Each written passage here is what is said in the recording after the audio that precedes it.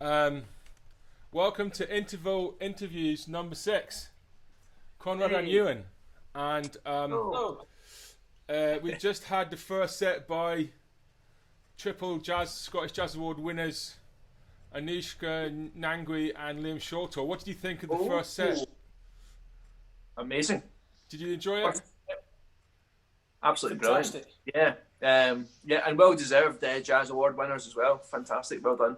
Which tune did you prefer in that first set there? I think the first one, yeah. The first one? The first one, yeah. Okay. It's a great open. So, tell us where you both are. Where are you? Well, I'm in Glasgow. I'm on the south side of Glasgow in a little mythical village called Strathbungo. It's like a kind of, it's like a Narnian pocket of Glasgow. Strathbungo. Strathbungo. It sounds like a Scottish version of Rainbow. No, it's nothing to do with bungo. There's no Bungo. Or Bungo. Strathbungo. Yeah, it's bungo. Yeah, Bungo. not bungo. Strathbungo. Yeah. Bungo. It's a great name. It's nice, isn't it? Yeah. I'm in not so glamorous Cumbernauld. What's it called? All right. Yeah, there you go. And what have you been doing in lockdown? Drinking beer, pretty much. Yeah. I've also been drinking beer and writing lots of music, and looking after children. And How many children do you have? 2 children. Yeah, I've got a 10-year-old girl called Flora, and I've done the jazz musician cliche. I've fallen for the jazz musician cliche, and called my son. Well, you got to guess. Thelonious? No. Close. Dizzy? Close. You're in the right instrument. Miles? Yeah. Yeah. I'm afraid so. Yeah. Okay. That didn't take long. I was going to say Duke Ellington. Yeah, you played. Yeah. Duke. Yeah. It was a bit long-winded, so no, Miles. We might even play Flora's song next week. Oh, cool. Yeah. And Konrad, what have you been doing? Yeah, just the same. Just a bit of online teaching. Childcare. Bit How of many children writing. do you have? I've just got one. And she's 6, so she's back to school this week. So hard And work. Is she called Bessie? Bessie, no, she's. Let's try and guess. Is it a jazz name? Nah. Okay. Well, maybe a Pathhead's jazz name, kind of. Karina? No. Martin? No.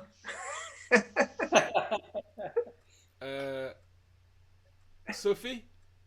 Yeah, Sophie. Woo! Yeah. Sorry, her name's actually Sophia, but yeah, it's close. My daughter's called Sophie as well. Oh, right. And my Fantastic. sister, so it's a great name. Apparently it was Greek for wisdom, I think. Right. Somebody told me that, yeah. I don't know. How ironic. I don't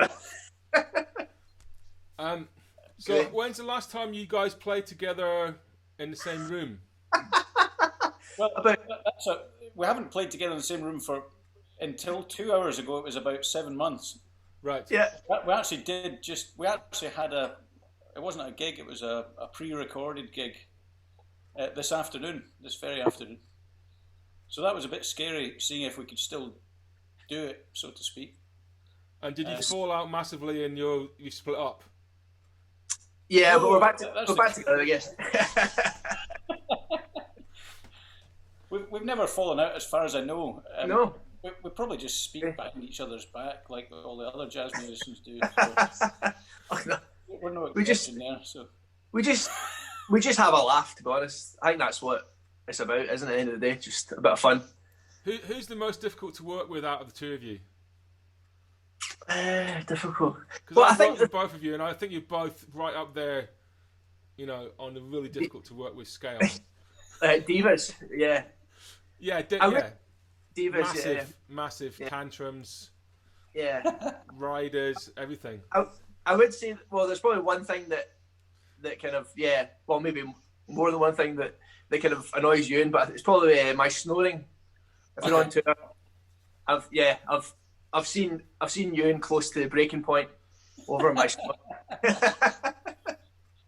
So just to clarify, that's if we're ever on a tour together. That's not, we don't lead some kind of Markham and Wise existence where we sleep in the same bed. This is. You're welcome to do that if that's, there's no one judging you here. Yeah, well, I mean, that's the thing. I mean, if we don't get Arts Council funding, that might be the case. We have to do that,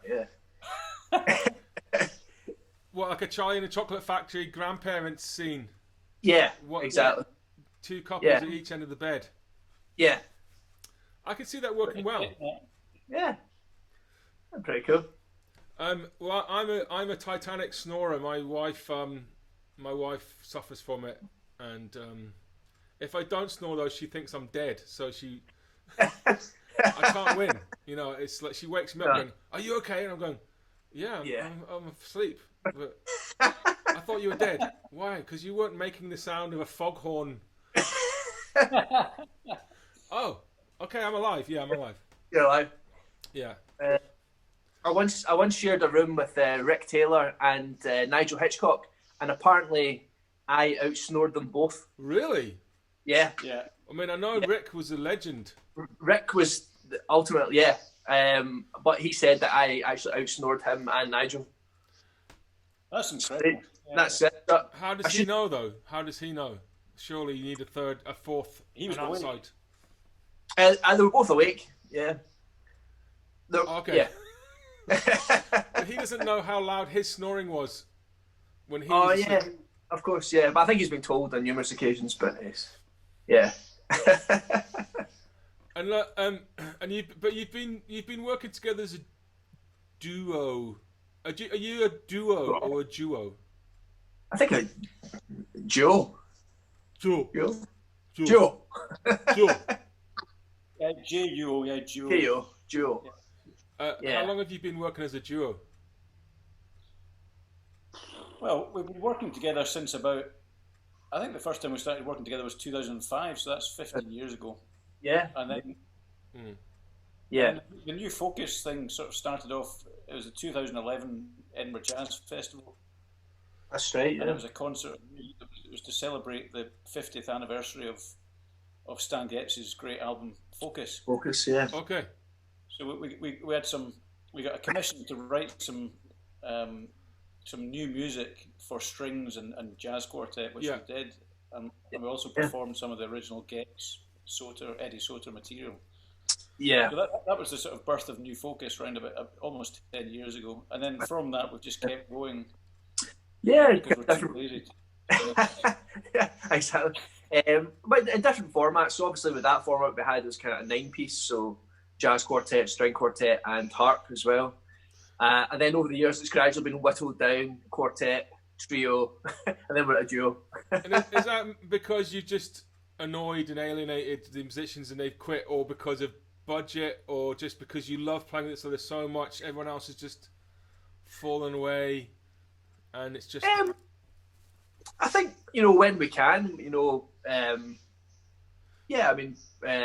enjoy playing the kind of quartet format, which is great. But we also started it. Euan came up with this idea. Was it last year with the classical connection, New Focus classical connection? So that's kind of more aimed at the duo setting. So what does that involve? It's a kind of light-hearted lecture recital, but lecture recital is too strong. It's not really a lecture recital at all. In fact, it's a gig where we play duo, but there's probably 50% speaking and 50% playing.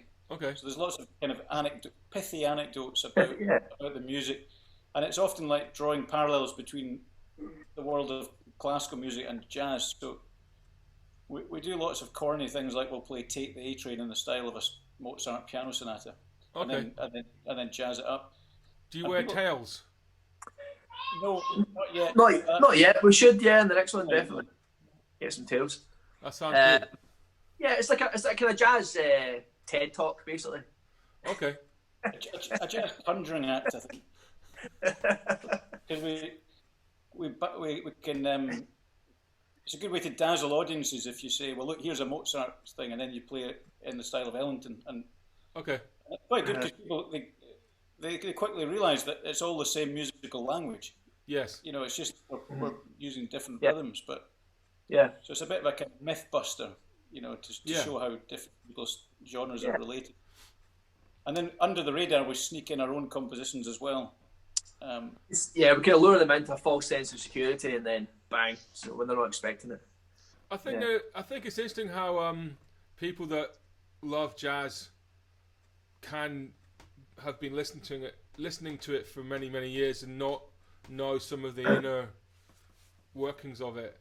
And I don't think that's necessarily a bad thing. I mean, I think, but at the same time, I used to be a doctor, and when I was a house officer in London, everyone had to do a sort of 15-minute presentation at this sort of breakfast meeting before the ward round, and normally it was on the latest research on, you know, lung cancer or whatever, heart disease. But I did one on Miles Davis, So What, and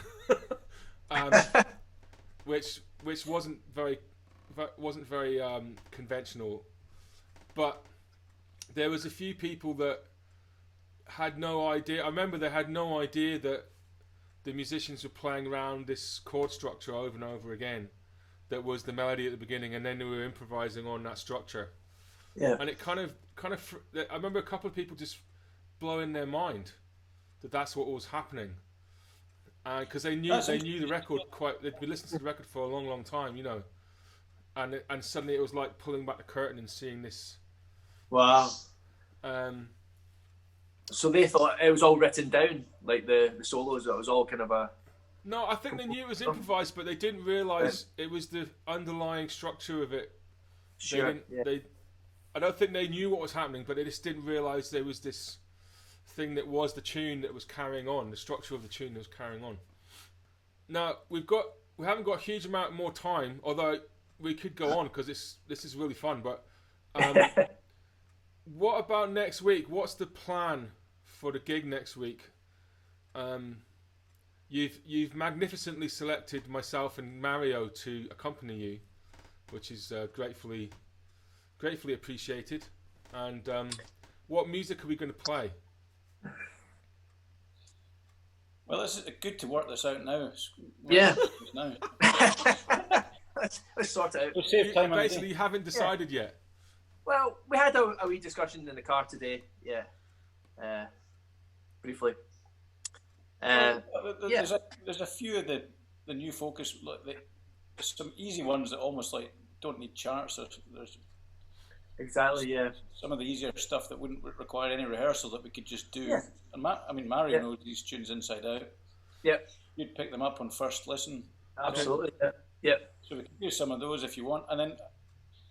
I mean, really, this is the first time we've played. I mean, it'll be the first time I've played with a band since, I don't know, February or something. And really, for me, I just want to enjoy the thing I love about jazz is just the swing thing. I just want to play some swinging music. So I want to call some blues and rhythm changes, and some standards, and just basically have some fun, and not worry too much about the exactly a whole new music. Set, Well, the last time the four of us played together, and that's why we thought of yourself and Mario was the Playtime. Yeah. And that was at the Outhouse when we did the music of Ben Webster. Yes.